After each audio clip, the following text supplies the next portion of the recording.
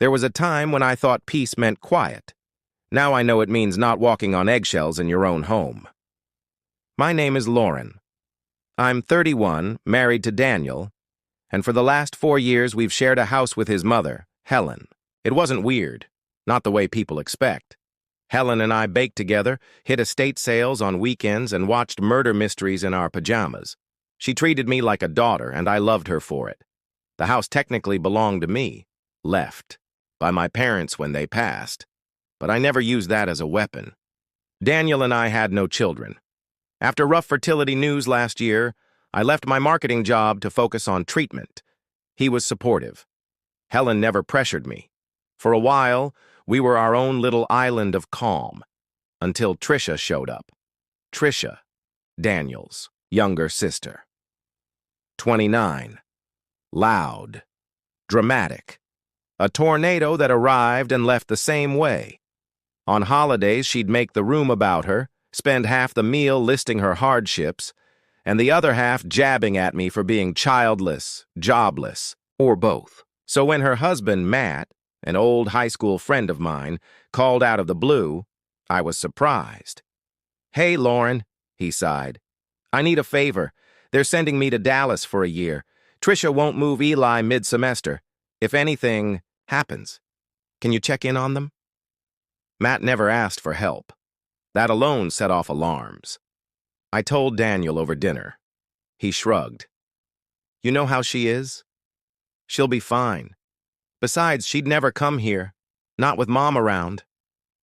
He was wrong. 3 days later, while Helen was at her church luncheon, the doorbell rang. Trisha stood on the porch with a roller suitcase, 2 duffels, and a sullen Eli clutching an iPad. "Hey, mind if we crash here for a bit?" She breezed past me before I could answer. "Since Mom lives here, it's practically home, right?"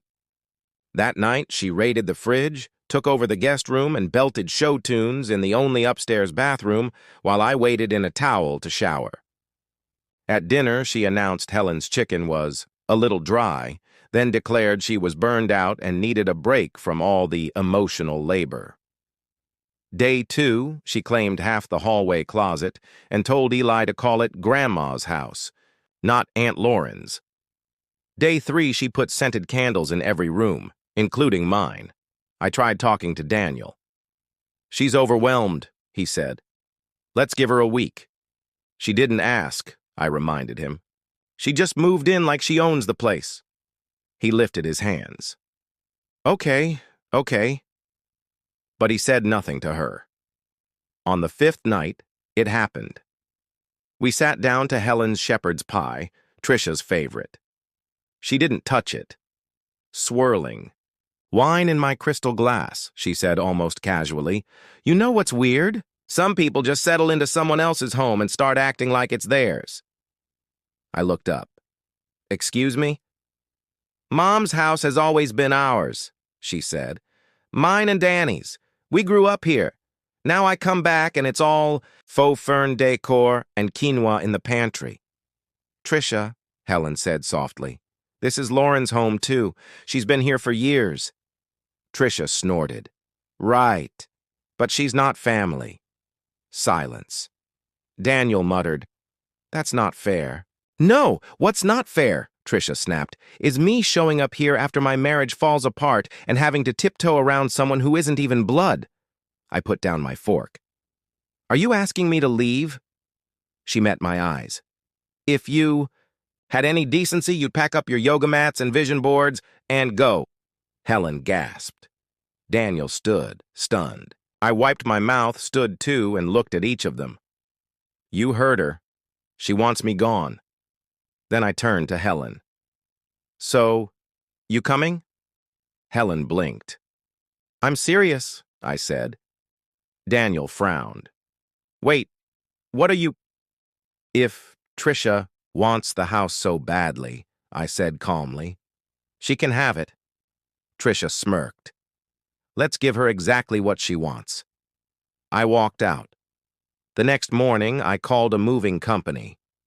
Daniel hesitated. "You really want to do this?" "Leave our home because of her?" "It's not about leaving," I said, opening the drawer and pulling the file. Title deed, tax receipts, utilities, my name on all of it. It's about giving her the rope she's desperate to hang herself with. Helen didn't ask questions. Anywhere you go, I go, she said, packing her knitting needles and slow cooker. By Thursday, the truck arrived. I'd booked a 2-bedroom weekly rental across town. We loaded quietly while Tricia was job hunting. Instagram said nail salons and bottomless brunches. We took the fridge, the dining table, my mattress, Helen's recliner, the good dishes, and every last towel, even the wine glasses she used for cheap rosé. I left the faux eucalyptus. She'd need something to blame when her fantasy collapsed. Daniel sent one text as we locked the door. We're gone. You wanted space. Now you have it. 3 days of silence. Then FaceTime. Tricia, in an empty living room. No couch, no TV, not even a lamp. Are you kidding me? You stripped the house. I took what belonged to me. This is Mom's house. You had no right. It was my parents'. I inherited it. The title is in my name. She froze. The realization hit. You're lying. Call the county clerk. That night, she left 6 voicemails, the last a slurry of profanity. I didn't respond. Instead, I called my real estate agent. List it. Fast. 2 days later, an alert arrived from county. Records. Someone, Tricia, had tried to file a preliminary quitclaim deed transferring the house to herself. No signature from me, no notary, nothing. Just a bold, stupid attempt to steal it on paper. I called my lawyer. Can I press charges? Not yet, she said. Block it and sell before she tries anything else. So I did. We listed the house, changed the locks, and posted, for sale, access by appointment only. Voicemails rolled in. What do you mean for sale? You can't sell what isn't yours. I live here now.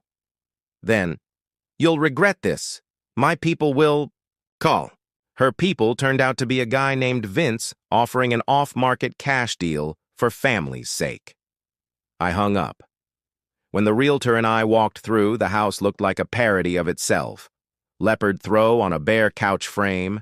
Fast food wrappers everywhere. The smell of expired candles and cat litter. She didn't own a cat.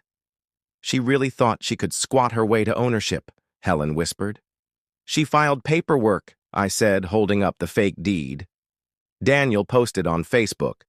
One woman's escape is another woman's tantrum. But the worst was still coming. 2 days before the open house, Matt called. I need to ask you something. Have you seen Tricia? Only on FaceTime. Why? He exhaled. She's still seeing him, isn't she? I knew who he meant. The man from 3 years ago. The reason they nearly divorced. Tricia had promised therapy, promised no contact, and signed a postnup. Break the boundary, and she owes Matt full spousal compensation and custody costs. She's careless, I said. She thinks no one will catch her. That night, Helen and I spotted Tricia at a sidewalk cafe, holding hands with him. I ducked behind a planter and recorded everything. The kisses, the tiramisu, the hand on his thigh. The next morning, I sent the video to Matt. He replied, "Thank you." Minutes. Later, another voicemail from Tricia, shrieking, "You spiteful little snake! Do you know what you've done?" I didn't reply. I accepted a cash offer above asking and set the closing for Monday. Daniel signed. Helen baked cookies for the new owners. Tricia knew nothing until she found the sale notice taped to the door. Her message was breathless. "What do you mean it's sold? Where am I supposed to go? You can't just throw me out." I hit delete. She wanted the house, I told Helen and Daniel in our small rental. Now she can keep it. Helen raised her teacup. To karma. Daniel clinked his mug. To moving on. The sale closed on Monday. That evening, she was served a 72-hour notice to vacate. The new owners, a retired couple from Arizona, wanted immediate possession. Legally, Tricia was a squatter. No rent, no lease, no rights. The next morning, my voicemail filled with screeches. "You witch! You barren, conniving snake!" Helen stirred her tea. Exhausting and predictable? Daniel shook his head. Why does she think she can burn every bridge and still walk back over it? She didn't leave voluntarily. When the sheriff arrived Thursday, she answered barefoot in a bathrobe, clutching a half-eaten pint of ice cream. She screamed at... The deputy called me a thief, begged Helen to intervene. Helen met her eyes. I don't speak to people who steal from family and call it love. By Friday, she was gone.